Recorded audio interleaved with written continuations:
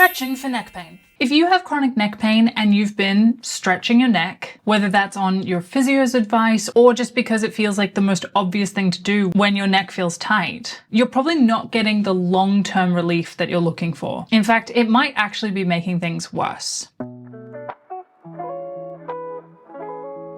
I'm Ellen, I'm a chronic pain counselor with a background in physical therapy, and I have worked with hundreds of people with chronic neck pain. I also had chronic neck pain for the better part of 2 decades. So I totally get it. When your neck feels tight, stretching can feel like the only thing you can do. Not to mention, it's recommended everywhere. Tight muscle, stretch it. Makes sense, right? It even feels amazing while you're doing it. But feeling good temporarily is not the same thing as fixing the problem. A stretched muscle is not the same thing as a relaxed muscle. There are plenty of people who are extraordinarily flexible, but who live in a constant state of tension and pain. Flexibility and relaxation are not the same thing. Think of it like pizza dough. You can pull the dough, and sure, it lengthens, but it's also taut and stringy. But if you drop it on the counter, it relaxes, it softens, and it spreads. Stretching is like pulling the dough. It's not the same as letting it rest and relax. So how do we become more like dough that's been dropped on the counter? First, we have to ask the question, what's actually creating the tension in the first place? You might say it's the muscles. Or if you've gone even deeper into this, you might even say it's the fascia. But really, the answer is it's the brain. The body is a slave to the brain. And if the brain decides that certain muscles need to be tight, it will make it happen. Tension is a protective response. The brain is doing it on purpose. So think about what stretching is actually doing in this context. You feel the tension, you feel the discomfort, and then your immediate response is to fight it, to pull against it, to try and force it to release. What you're actually doing is pushing against that protective mechanism. Excuse me, I have to let my dog out. Misha, come. Good boy. Good boy.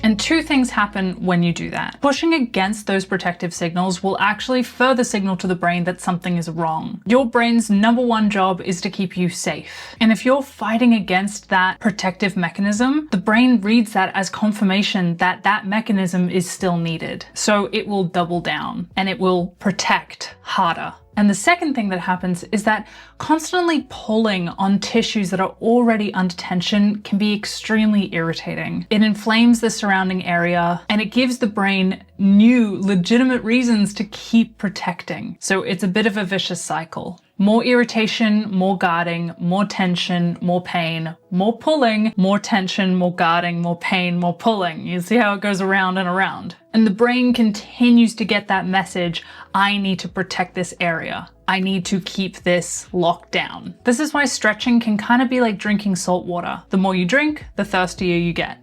Speaking of which,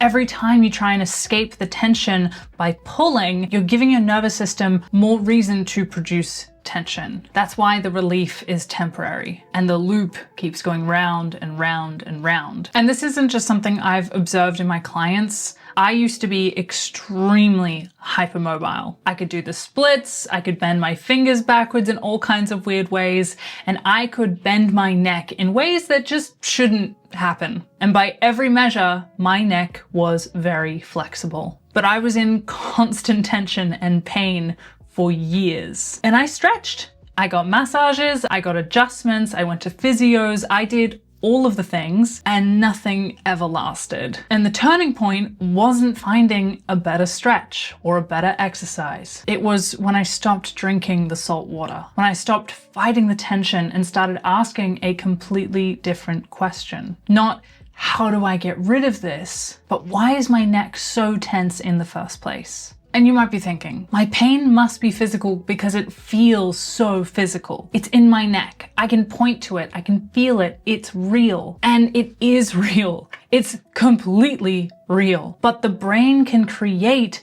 very real sensations and even very real tension and inflammation. But that doesn't mean that the problem is purely physical, because the brain doesn't separate physical threat from emotional threat, the way that we tend to assume it does. A growing body of research shows that the brain generates pain, completely real pain in response to emotional or psychological stress. So yes, your boss really is a pain in the neck. But your nervous system isn't asking, is this a physical problem or an emotional one? It's asking, am I safe? And if the answer is no, for any reason, it will protect. It will create tension and even pain. And for you, that tension and pain is showing up in your neck.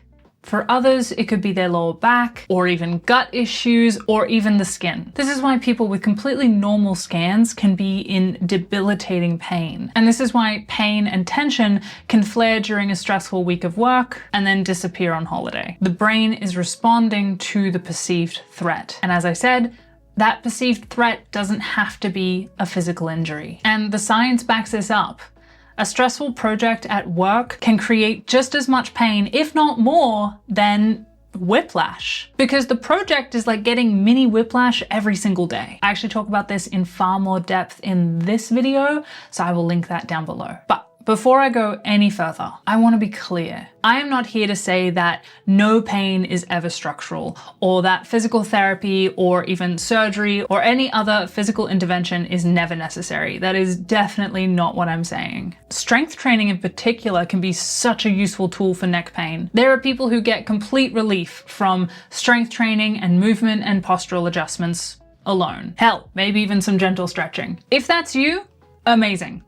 You're probably not watching this video. I'm not talking to people who have already had success with the normal ways of going about resolving neck pain. I'm talking to the people who have done all of that, who have been to the physios, who have done the stretches and the exercises, bought all the gadgets, and are still stuck. For those people, there is almost always a nervous system component running in the background. Addressing this is what breaks the pattern. So what does this actually look like? First, just knowing that the tension is not harming you, even when it's uncomfortable, when it's really intense, just knowing that tension is produced by a protective nervous system and that it is not damaging you really matters. Just having that understanding is such a vital foundation, because fear that something is wrong will keep that loop running. Second, learning to sit with the tension and the pain rather than fighting it, even just for 10 seconds at a time.